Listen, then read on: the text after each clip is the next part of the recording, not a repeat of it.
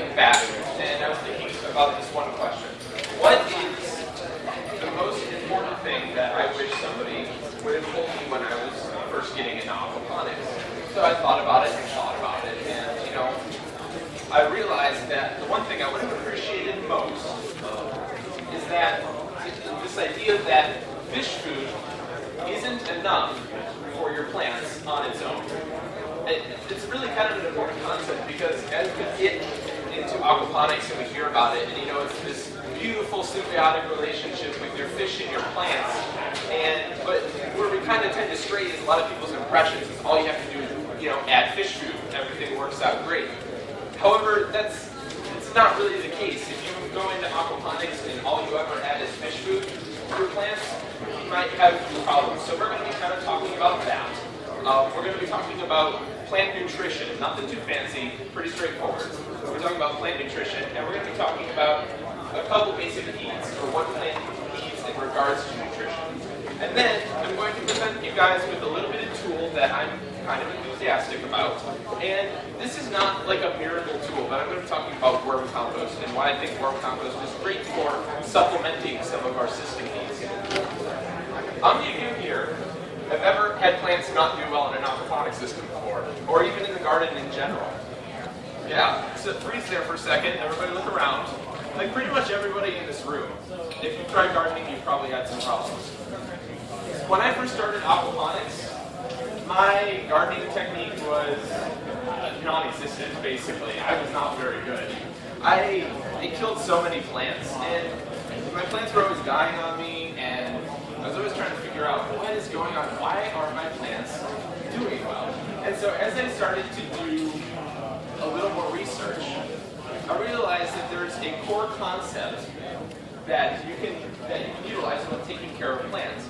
And this concept, once I understood this, a lot more became clear, is that plants have needs. It's pretty straightforward, right? But if you think about it, it's very, very crucial to understand this. Plants have needs. Because what this does is it means that we can learn about our plant needs, and then we can take better care of our plants, and it gives us hope. It's not about this magical green thumb that everybody talks about, right? We've all seen that guy down the street. Everything he loved, or everything he touched turns to love and roses. It's like, how do you do that? And then I talk to so many people, and they say, oh, I tried gardening. My plants didn't do well. I don't have what it takes.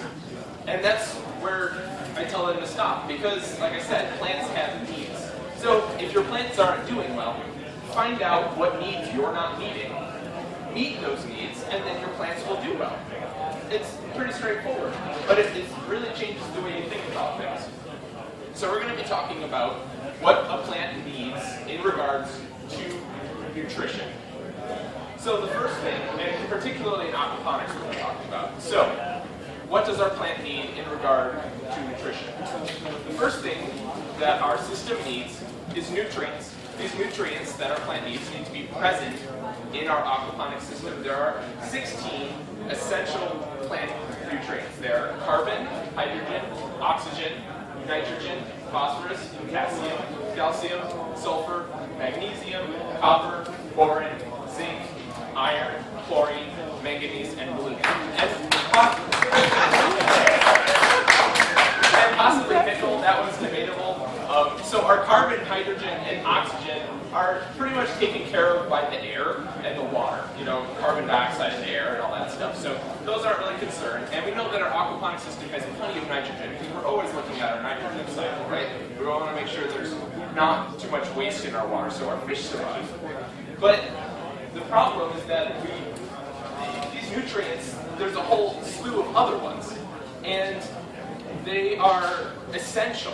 Key word, essential, is in if they are not present in your aquaponic system, your plants will not do well. This is where we begin to see things like nutrient deficiencies. This is where your plants get stunted growth, and they're not producing fruit, and your leaves are yellowing, and they're shriveling up and dying, and all these horrible problems. You go, what on earth is wrong with my plants? And it's usually a case of either a pest, or also common would be nutritional deficiency.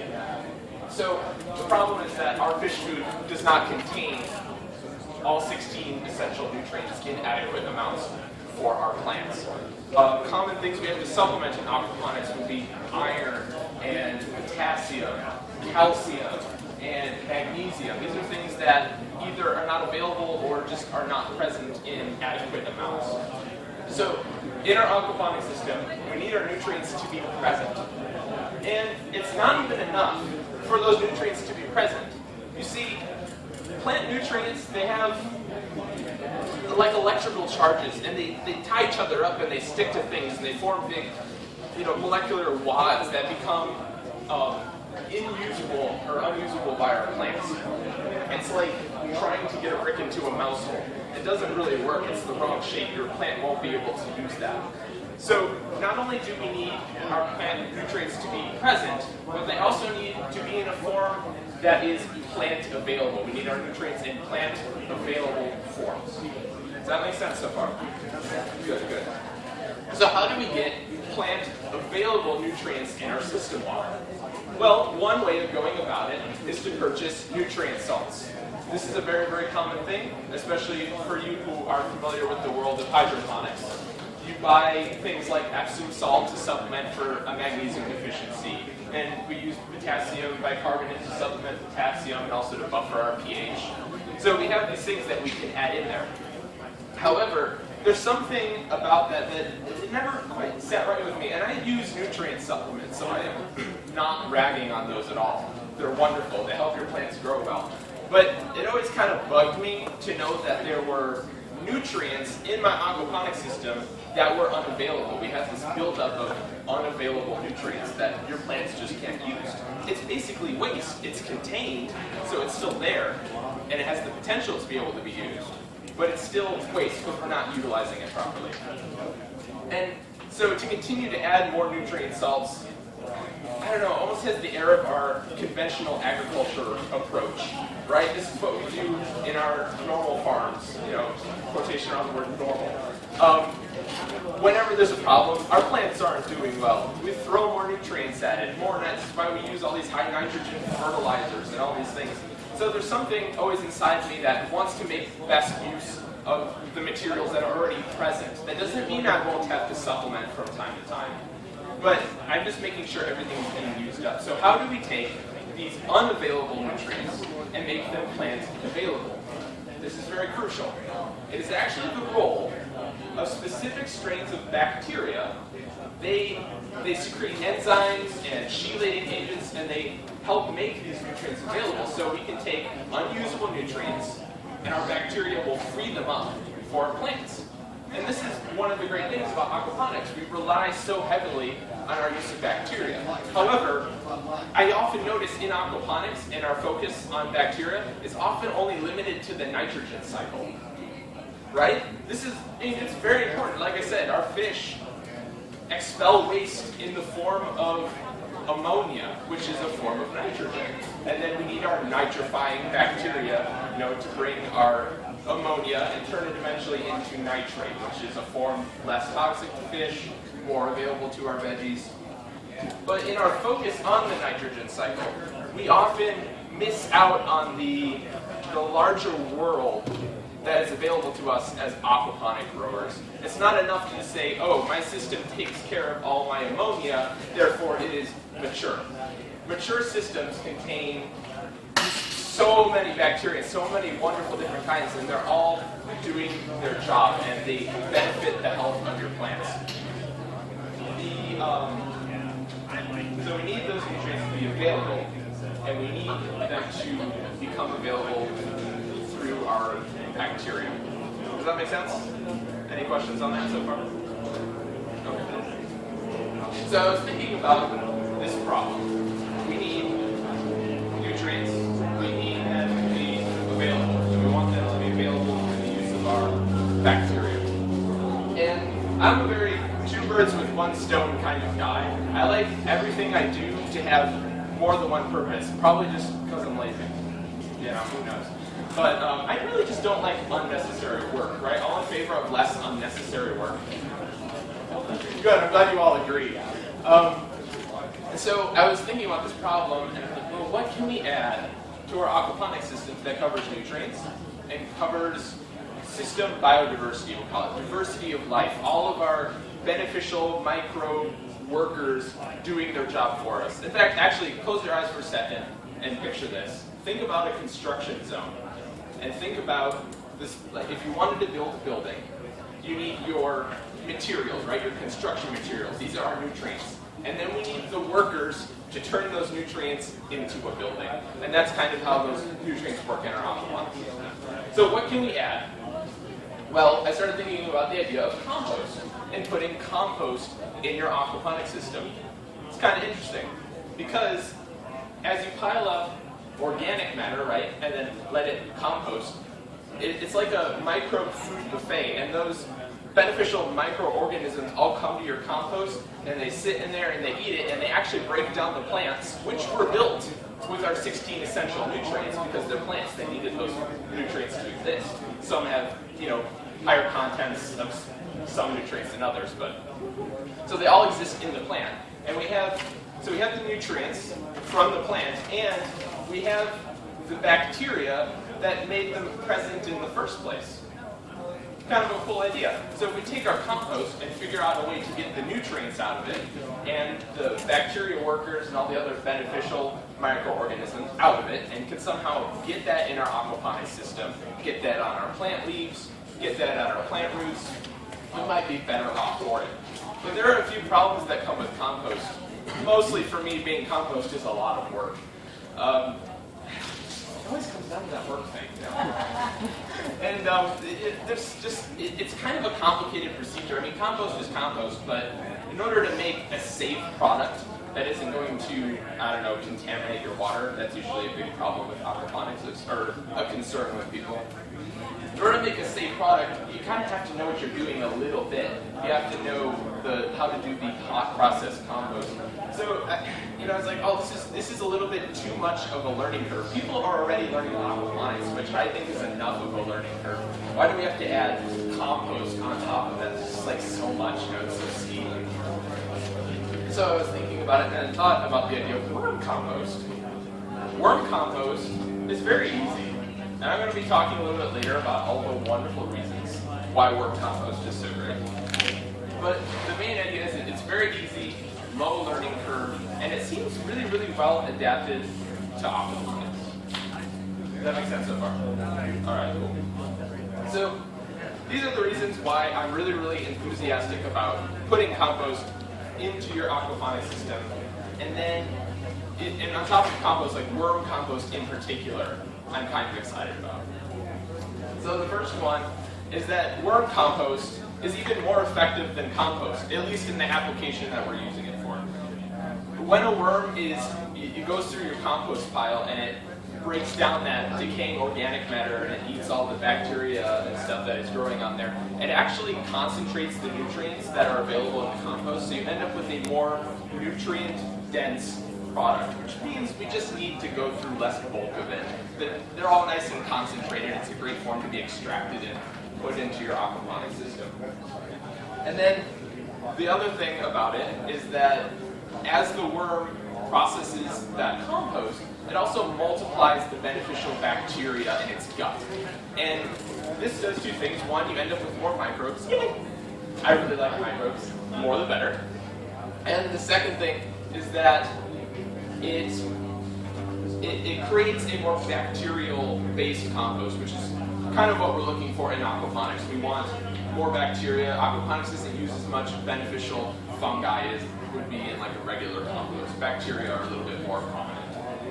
And then my second reason, so first we have it's effective, because being effective is really important when you have a tool, right? If you're going to use it and it's not effective, why are you wasting your time? So it's effective, and then our second thing is that worm compost is easy. And it's easy in two ways. First, the composting process itself is very, very easy and very straightforward. Worm compost is based on a principle called cold process compost, or the lazy man's compost. Once I heard that, I was like, oh, this is so for me.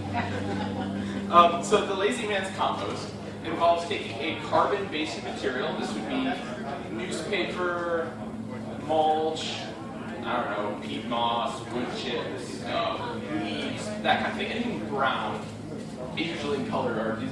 In compost, we have our greens and our browns. Our greens are like our vegetable scraps and our yard waste, and our browns are just these like more woody materials.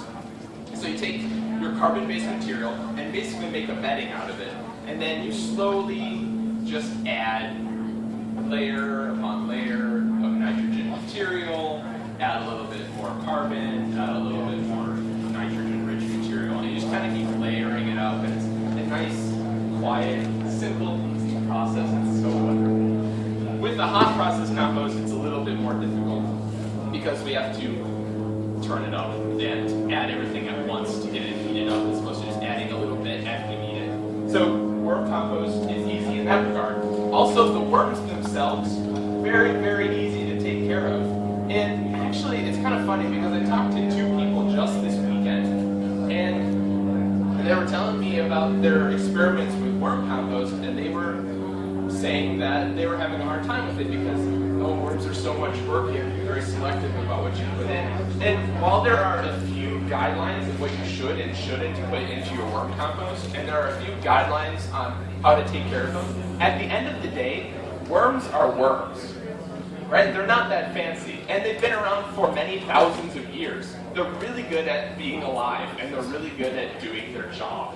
And I like it because the worms are better at doing their job than I am at doing their job for them.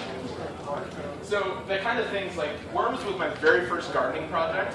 So I didn't know anything. I was just, I don't know, I did a little bit of research, but I got worms, I put them in the bin.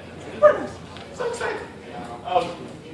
And I did so much stuff to them. Oh gosh, I forgot to feed them for weeks, and just didn't maintain proper moisture, and just completely forgot about them. Sometimes I'd go on vacation, and they were always there waiting for me. Not always happy with me, mind you. I mean, it's always better to take good care of what you have. But the idea is that if you make a mistake, they're a little bit forgiving, and you're not going to lose your initial investment of worms. So worms are very, very easy. I'd say they're a pretty low learning curve as far as any tool you can learn in gardening goes. So we have worms are effective, and we have worms are easy. The next thing that we're going to cover is that worms are safe. And it's particularly worm compost. Worm compost is safe, or at least safer than regular compost. And this is because, once again, you don't have to know what you're doing. With our hot process compost, what we would consider a safe hot process compost involves us having to mix the right level of greens and browns, usually about 2/3 carbon material to 1/3 nitrogen material. Then we have to let it heat up to 150, 160 degrees, and we have to keep turning it over and over again to keep the air coming and all this stuff. And it's hard to keep safe. That heat is what protects us from potential pathogens and harmful nasties and kills off our weed seeds. But with worm compost, our worms act as our filter. As a worm processes compost, it actually removes things like E. coli and other nasties that would exist. So, and like I said, that the worms are way better at doing their job than us doing their job for them. So it makes it just a relatively safer product. Now, there is some controversy, and I want you guys to do your own research on this. Don't just take my word for it. But there is a lot of controversy on whether it is okay to even use compost in aquaponics. I have done some research, and there are a few factors.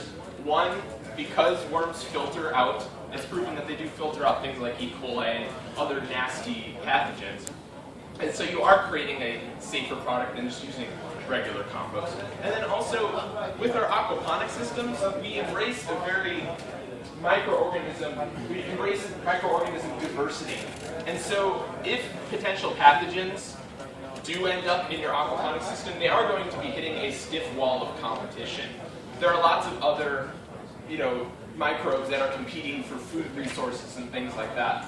So once again, I strongly encourage that you do your own research on this topic. Is it safe to use compost in aquaponics? But for those reasons, I feel like we have some leniency in the direction of, yes, I think we can probably use these. Yes. You're saying regular red wiggly worm compost is okay in aquaponics, or are you saying that the worm teas are okay? Possibly both. Dr. Elaine Ingham has done, she has a really, really good book on compost teas. I don't know if you've read it, but in her book, she basically says the difference, or what qualifies a safe compost. And what qualifies safe compost is either this hot process compost, and she lists all the criteria. You have to heat it up so much, for so many days, turn it so many times. It needs to have not gone anaerobic. It shouldn't smell bad. And no compost should smell bad. If your compost smells bad, don't use it. You gotta fix it first. But anyway, so she lists all these criteria, and then in the use for compost tea, she says, or you can do this hot process compost, or you can use worm compost. And she doesn't give like any qualifiers after that. She says, use vermicompost. That just sounded so straightforward to me, and I was like, well, let's use vermicompost then. Does that make sense? Okay. And like I said, once again, please do your own research. Don't just take my word for it. Well, do you guys do vermicompost in these systems? I don't work here. Oh, okay. Sorry.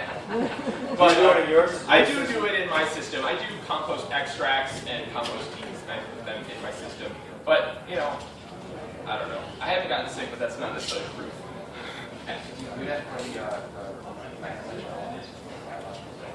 Both.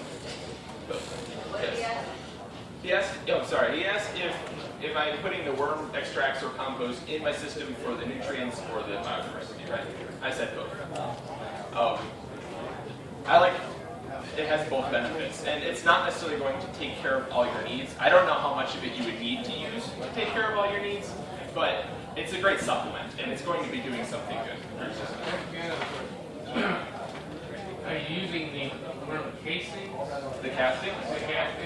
So yes, I'm going to get to application, but we can just talk about it now. Usually what I do is I take these castings and I put them in a mesh bag, and it can be as simple as just soaking them right into your system and kind of float them like a tea bag. You know, so I'm not actually dumping like the actual castings in there. I'm getting like kind of the extract, and you can kind of, I don't know, massage it in there if you want to a little bit. No, I don't actually dump straight casting. I'm just doing the extract. And then actually this is my extract /tea brewer. It's really just, it's like a little octagon thing that I drill holes in the bottom. And what I do is I pump air through this, so it creates lots of air bubbles. And then I float that bag in 5 gallons of water, like a little mesh bag, and it actually knocks off all of the microorganisms and nutrients and things that I would need. And then actually, if you want to take it a step farther, you can actually do compost teas. And that's basically just this extract, this floating the tea bag in there and knocking everything off with air. And then you take that extract and you add, as you're aerating it, you add certain microbe foods. This would be like molasses and kelp meal, possibly fish hydrolysate, humic acid. Yes? Make sure the molasses is unsalted. Yes, yeah, blackstrap molasses. And then also, I use just an elbow at the bottom instead of the octagon because I don't like using all that other stuff. Sure. So that's a little too much work for you, man. Well, that's a good point. No, actually, it's better to have smaller bubbles. There's some disagreement to that Okay. larger bubbles will create more turbulence actually not the microbial material. Because they tend to just hang on. Like, I don't want to lose this. Sure. You know, there's food out there. I'm staying right here. Knock the wall. Yeah, I'm using a really big air pump. Yeah. I'm using like, I don't know, maybe like a 60-watt air pump and shoving all that air in there. It's pretty turbulent, but yeah, I see what you're saying. Yeah, it's from Elaine. Yeah, okay. So yeah, I drill all the holes, and I got my information. I read Elaine's stuff, which is absolutely wonderful.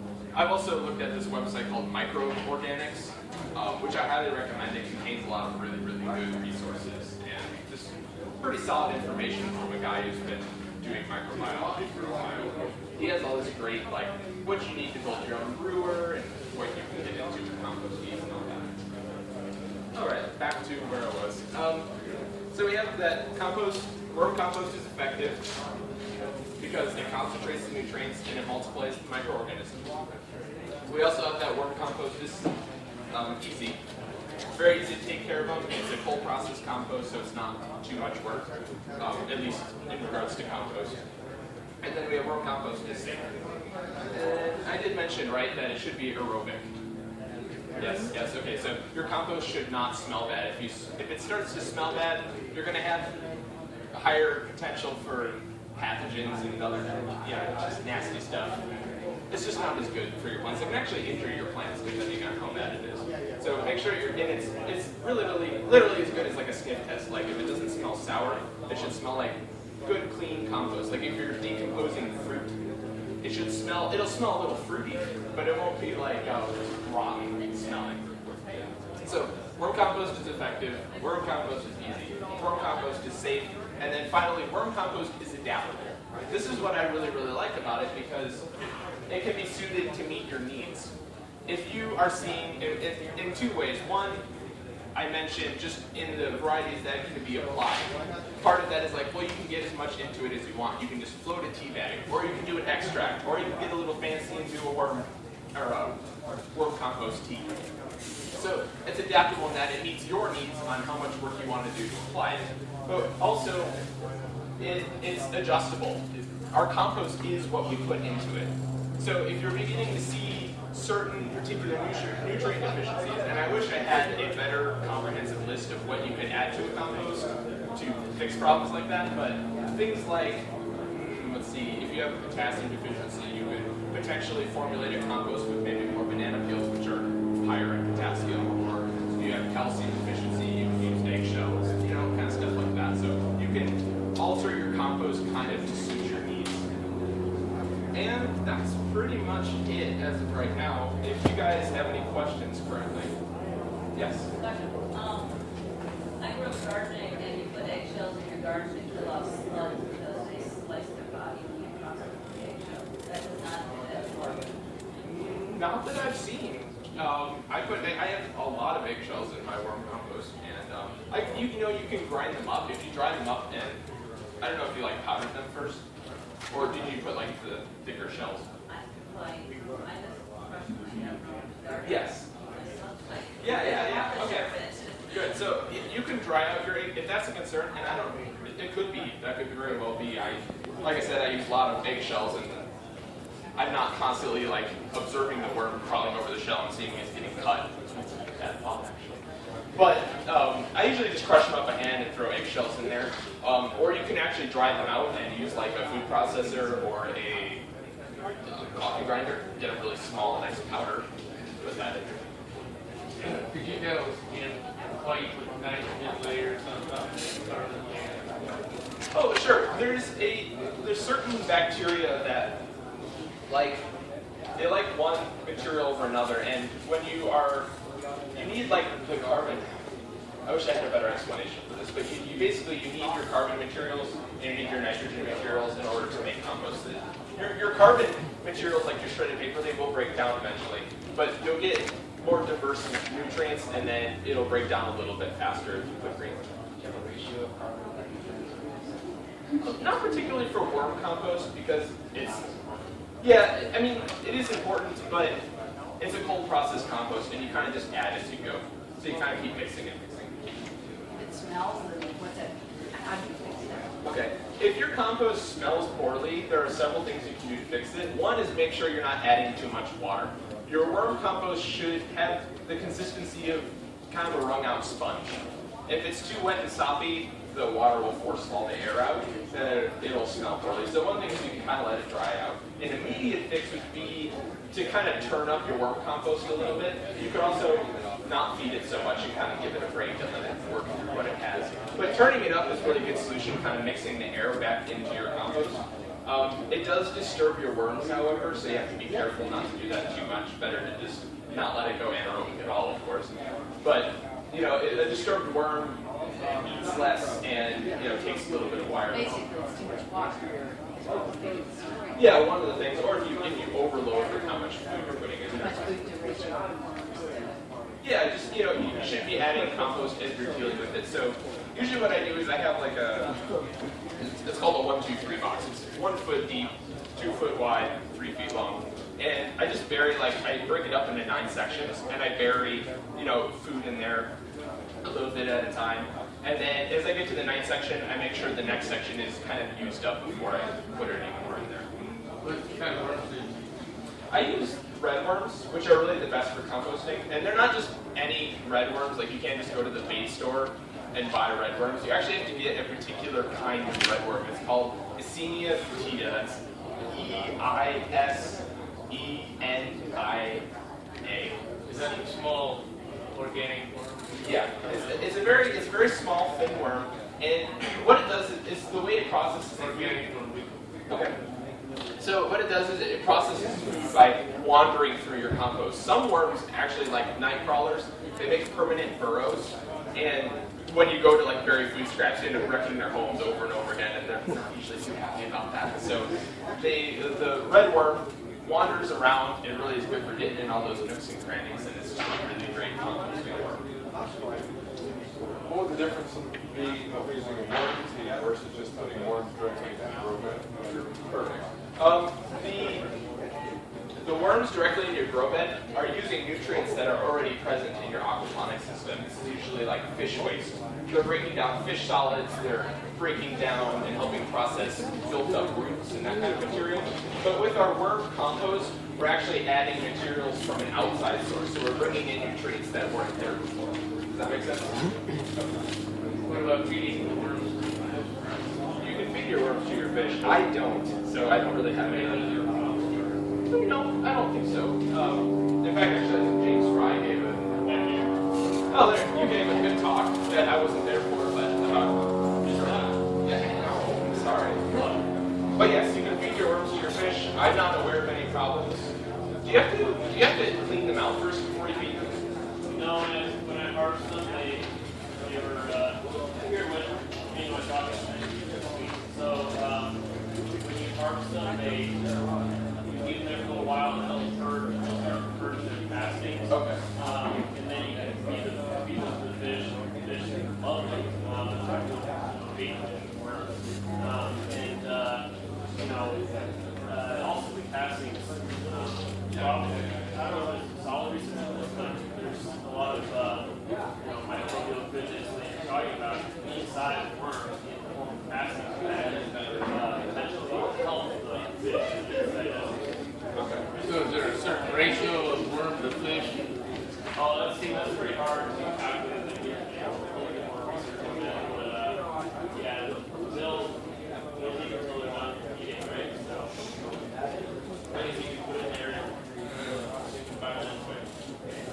Yeah, worms are great. I like more the idea of using black soldier fly larvae, like Carl was showing, mostly because the amount of food that they eat that goes to biomass is so much higher. Like it all goes to calories and fats and that kind of thing. But with a worm, a lot of it is being expelled out by waste. And so you will get two products, but if you are looking solely for fish feed, maybe something like soldier flies would be better for you. But if you want the castings and the worms, then worms would be great.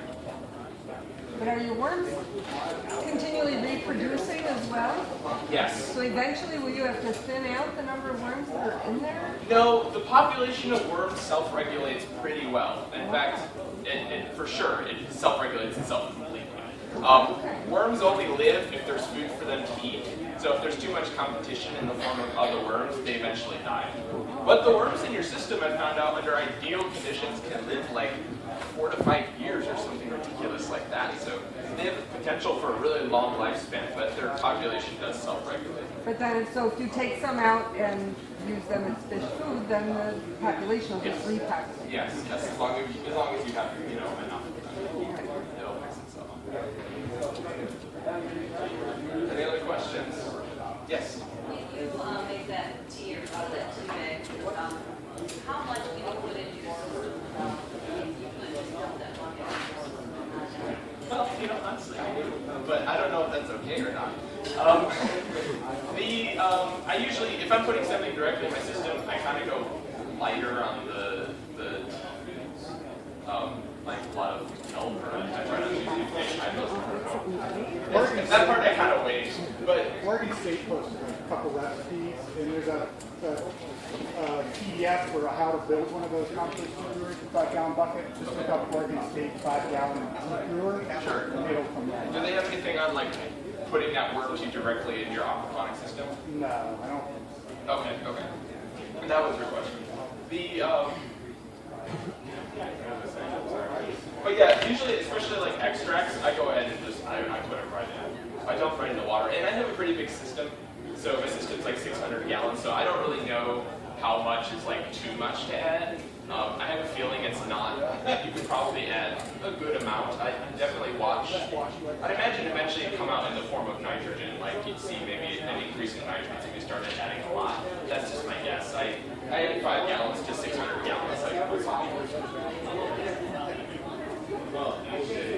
What about leachate? Leachate is really, really interesting. It's not really, according to Dr. Elaine, it's not really good to use in things like compost teas and aquaponic systems. But I don't have all the information on it, but I know it's kind of an anaerobic thing, so it could potentially have some nasties in there that you might not want, especially if you play it safe, I would say probably not use leachate. Once again, do your own research. If you research leachate and you think that it's the next best thing, go for it. I mean, you know, it's your decision. I don't think. Yes, you do. I was saying, actually, you know what? I wish you would have gotten back to me, but I actually emailed the Compost Tea forum that Dr. Elaine hangs out in, and I was asking her about this leachate. So I will forward you the answer when I get that. But until then, I know that. Based on my current knowledge, anything anaerobic should be avoided going into things like compost teas. So if something smells bad, would you then leave it out and let it dry, and then you could potentially put it in? Yeah, you can remediate your compost. Usually adding more like fluffier materials to kind of help it aerate a little bit better. Also, yeah, just turning it up and just making sure it doesn't smell bad. Make sure all the odors are gone before you use it, just to be safe.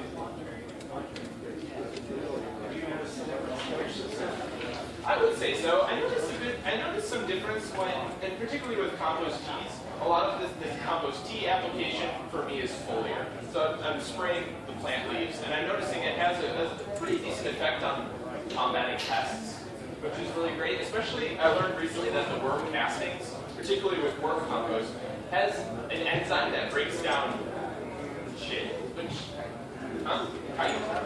Kites. Okay, the stuff that the bug exoskeletons and like soft-body insects and stuff that they're made of, it breaks that down and it kills the bugs. So I definitely noticed it in the form of pest control. And I don't know, like I don't really have enough data to be able to say what is affecting what in my system. So, like for example, I started getting a lot of nutrient deficiencies, but I also just added cucumbers. You know, and they just started fruiting. So it's like stuff like that. There are too many factors.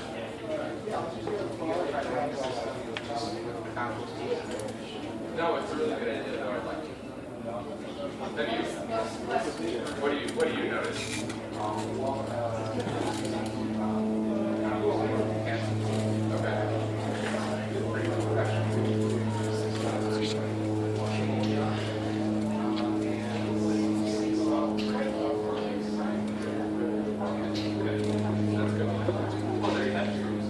What was the question, Alex? What was the?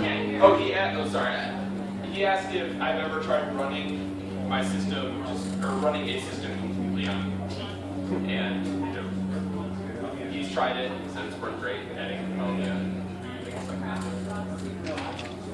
Was that all Elaine? Oh yes, some of the resources you guys can check out if you're interested in this kind of thing. Dr. Elaine Ingham, that's Elaine, and then her last name is Ingham. She has a book on compost teas. It's in the form of a PDF file. I'm pretty sure it's free. I got mine for free. So, but it's really, really great resource for compost teas. The other one that I mentioned was Microbe Organics. That's another great website. Lots of information. What's great about that website in particular is the information is simple and it has complicated information. So you can learn and you can keep like learning through that website and kind of progress from simple to more complicated. When you say, you probably haven't put your notes on. When you say, I run this in my system, are you talking about an aquaponic system? Yes, I am talking about So, like, with you what? Run that completely with the compost tea? Like, just with for the plants and the fish? No fish, just like that. Just plants. And you used it with fish. I use it with fish. I don't notice any negative side effects for using tea with fish, but I'm also using tilapia, so they're kind of tough.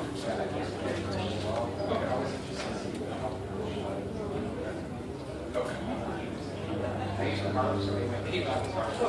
Right, exactly. Yeah, I don't know, something like the freshwater fish would be negatively affected by the use of tea. Oh, and the other thing is it does kind of cloud up your water a little bit. So if you have good measures of like keeping your water clear, I don't, so my water gets a little brown. I flush it that way, I guess. Until I figure out something better.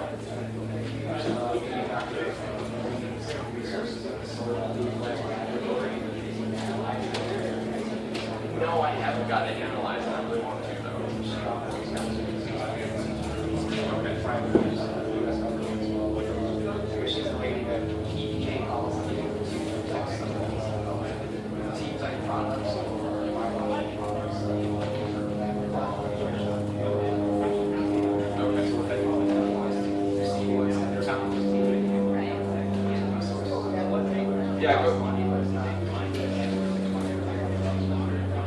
She has a website called Soil Food Web.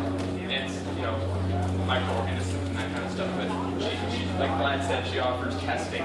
So you can send your compost, you can send your soil in to get it tested, and you can find out the nutrient content. I think the microorganism content is a separate test. Okay, so you can get it tested for various things and find out what's actually in your compost.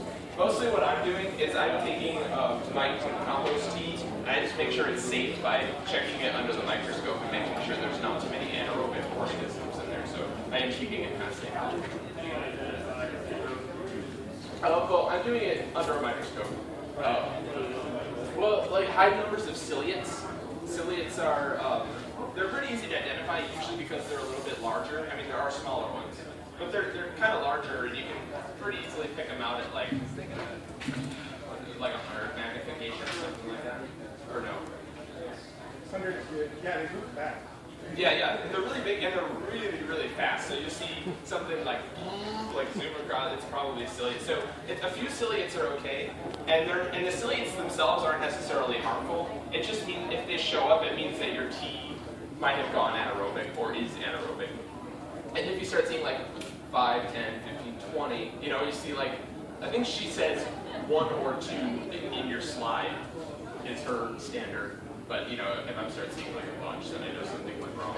Other things you can watch out for, like if you're looking under the microscope, if you see fungal strands, which aren't too common in worm compost, but in regular compost, if you see fungal strands that are completely engulfed in bacteria clusters, then you know you have a problem. This was actually the problem I emailed you about. I found that I was being too picky about my clusters, and I asked her about it, and she said that if the clusters are just a little bit around, it's okay, but if the whole thing is engulfed, then I was like, because I couldn't figure out why my compost was always going anaerobic, or so I thought. Why is that? I don't really know why. There's something like when things go anaerobic, I don't know if it's just different bacteria or something that changes, but they start, I don't know if they're feeding on the fungi, but you just see it, you just see the whole thing in mass in I don't know if you've ever seen a bacteria cluster before. They look different from organic material under the microscope. And again, you can go to microorganics.com. Dr. Elaine Ingham has some resources on identifying microorganisms, and you can kind of look at her yourself. Do you have a question? I was going to say if it goes anaerobic, then the aerobes die, so then the anaerobes are like, yay, food source. Yes. Yeah. Any other questions? I